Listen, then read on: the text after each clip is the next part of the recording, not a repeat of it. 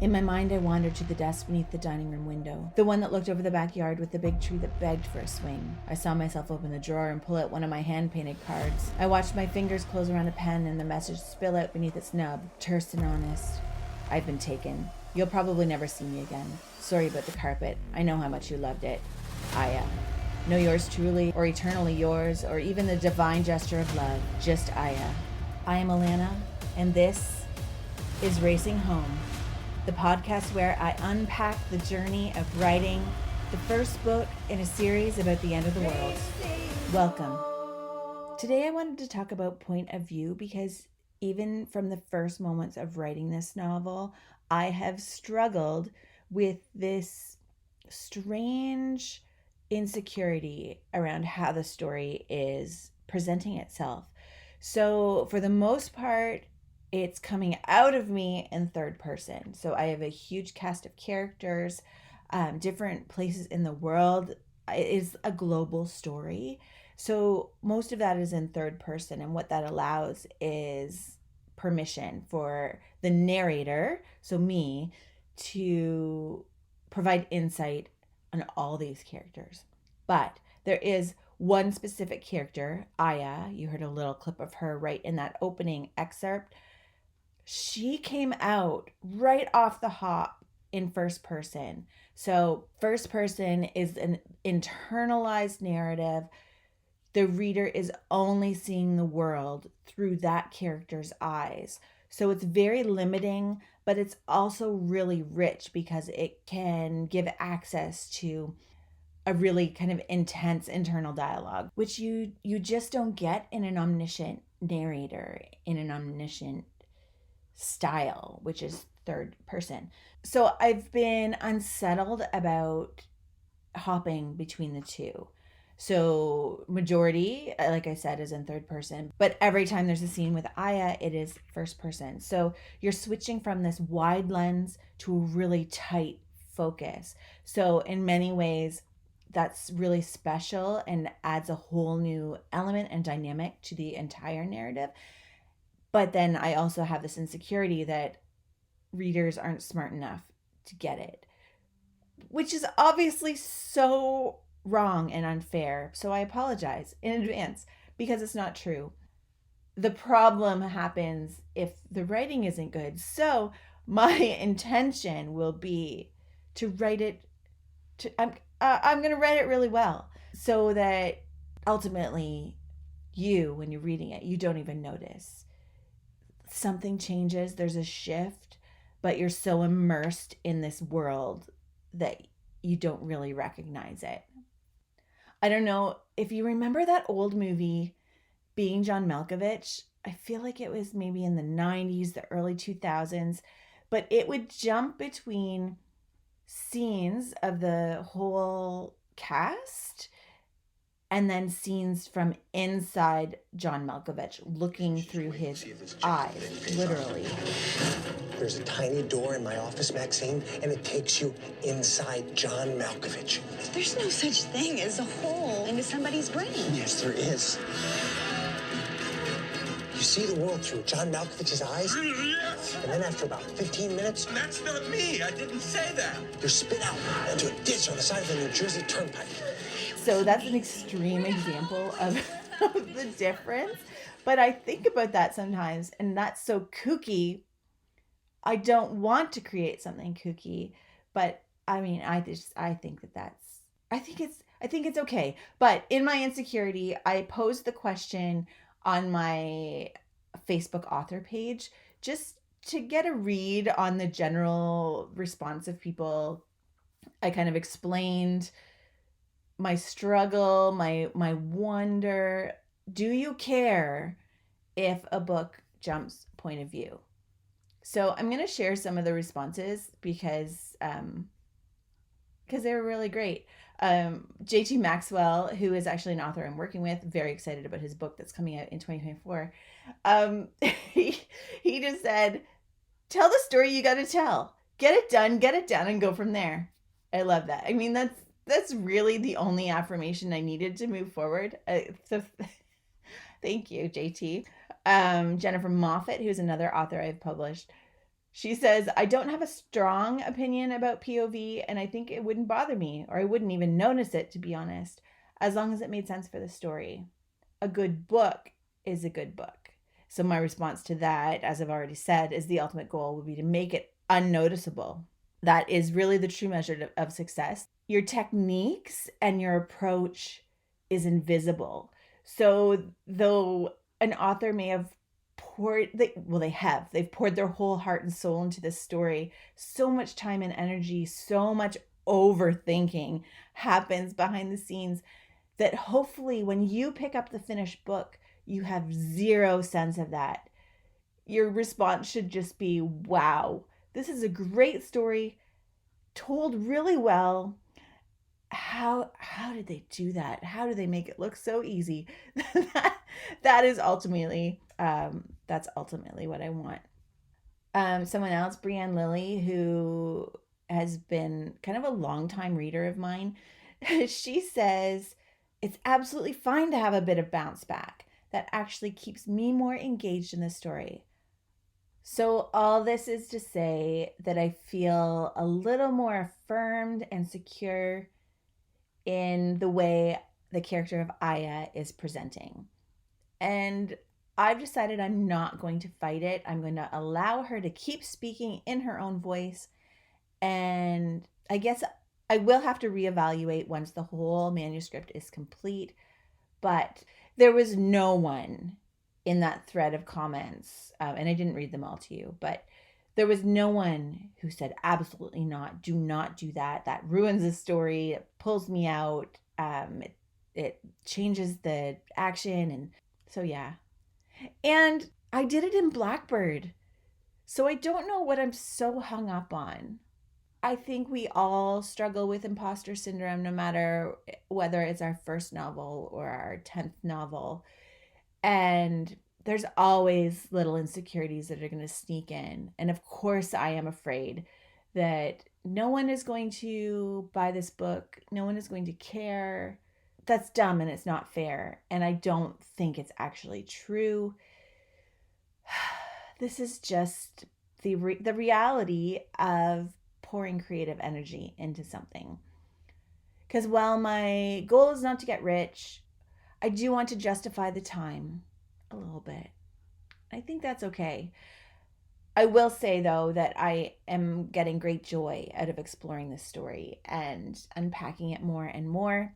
I'm also very pleased to let you know that I have maintained this new commitment to write first thing in the morning, to sit down, open Scrivener, which if you don't know Scrivener, it is a book writer's tool. It is isn't an app, it's a program. I had to download it. It's on my computer. I highly recommend it. There is a learning curve, but it really helps with structuring and keeping all your notes and research. And it's a great program. If you are writing, I suggest you look into it. So I have been sitting down every morning before I check email, before I do any work. I do my work. I work on the thing that is feeding my own creative needs. So, as you know, my goal is 70,000 words by December 31st. And today I'm recording this on October 27th, and my word count is sitting at 55,779, which is up from last week's report of 54,149. So that's just over 1,600 words. It's not a lot, but it is progress after years of letting this just stay stagnant and making excuses and putting it off and putting everyone else first. I'm making progress. One of the really great things that Scrivener does is it allows you to set a word count goal and an end date. So I have inputted 70,000 words, December 31st, 2023, and it actually breaks down daily word count goals. So I know exactly if I show up every day, this is how many words I need to write. And I believe when I opened it this morning, it said 219 words a day. So every day I write more than that. That number's down the next day and, back and forth. So that is a great little bonus tool that comes with it that really is helping me stay on track and understand how far I have to go. It's also great because it makes something that feels huge and unattainable really palatable. So 219 words can happen so quickly because I've made it a priority to do this first thing in the morning, and there's just a burden of all this to do. But I know if I sit down, I write my 200 words, that takes me 15 minutes, 20 minutes. Like this morning, I brought my coffee down, sat at my desk, opened my computer. By like 8:24, I think I was done. Like I was in here at just after 8 o'clock. So it makes it so attainable and intentional. And I really like that. Like a bite-sized chunk of writing. It's so minuscule, but it's making a really big difference in my own confidence and belief in this project. And knowing that that's the first thing I check off every day is really affirming and actually really powerful, and allows me to say with confidence, I will complete this manuscript. My draft will be done. And I'm so excited for the next stage because the editing stage after the first draft is done is actually my most favorite part of my own work. I don't like it so much on other projects by other people, but for my own, it's really fun to see things really come together. So this weekend, I am facilitating a little write-in at my local library branch where it's just 3 hours where writers are invited to come in and sit together and just quietly work on our projects and just be in gentle support of one another. So I anticipate a good little chunk of words happening there. And then the next weekend, I am hosting a 12-hour intensive at the art gallery, which is 12 hours of writing in a gallery surrounded by art and other creatives.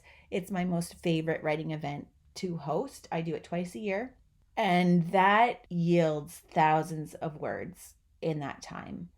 Every time I've done it, it's been so helpful and it pushes my story so far because surrounding yourself in others who have similar goals, and in this case, that goal is just to get words down, you feed off the energy of others who are dug in. So just being in a space, looking up from my own screen to see others intently working on their own projects is really, really powerful. And I feel really lucky that I actually get to create a space and host those writers. I'm really excited about it. Obviously, this podcast is airing well after that event, so you're going to have to wait a little bit for me to report back on how that went. But anticipate some big jumps in my word count and hopefully some exciting new discoveries along the way. So I'm going to keep on letting Aya tell her story while I tell the rest. And we'll just wrap things up here with a continuation from that little excerpt I opened with. Glad you're here. I'd been just Aya for a long time now. I'd thought the pregnancy might spark a bit of what we once had at the very beginning. It didn't. It only served to pull us farther apart. I was north and he was south. The equator was a pipe dream set in a secret place with damp, sweet air, a womb without room for regret.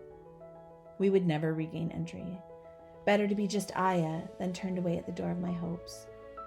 My ankle slammed against the frame as they hoisted me through the door and I cried out. I wanted my shoes, the white ones with the hemp laces. I felt foolish being outdoors in slippers. Their boots crunched on broken glass, grinding it into the welcome mat. I imagined Ryan coming home, stepping on the glass, swearing, calling my name. I imagined how his voice would echo through the empty house and how he'd pick shards of glass from the sole of his foot and toss them into the ficus plant. Aya isn't here. The lions ate her. They carried me down the front steps. I could smell the begonias my mother had planted in the front garden a week earlier, their sweet scent wafted over my kidnapping and a nodding gesture of farewell. My mother's voice reached me through the wind. This is the last good thing you'll know, love. Don't let it go. It might save you. I tried to struggle. Of course I did, but I was so confused and dumb with shock I didn't find the fight that should have exploded out of me. I thrashed about in their arms, weak, like a fish on a hook already conceded to its fate. I arched my back and reached out to grab one of the blossoms, crushing it in my fist and holding onto it like gold. There, child, calm yourself. What would the neighbors think? The sky was so blue, rich and azure, like the eyes of the boy I'd loved as a child. Everything slowed and I twisted my head to let it soak into my memory, a jumble of confusing images lacking any shred of empathy towards me. Though, in all fairness, I hadn't even thought to scream in my panic. Chin up, Bright Eyes.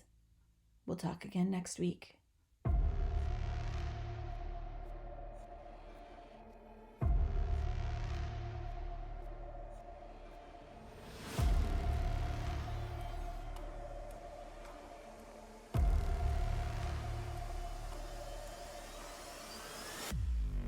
Racing Home.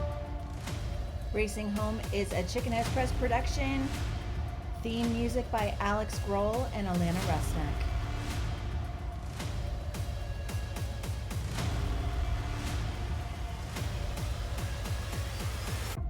If you would like to support my writing journey with a small financial donation, you may do so by visiting bio.site/Alanna Rusnak. That link is available in the show notes. You can make a donation of any size of your choosing, and it will go towards funding the production of this book. Writing takes a lot of time, a lot of energy. It requires a lot of coffee and chocolate. So if you want to help out, that's one way you can do it. Donations over $50 will be automatically signed up to receive a signed copy of When the Trees All Burned at least 1 week before official launch.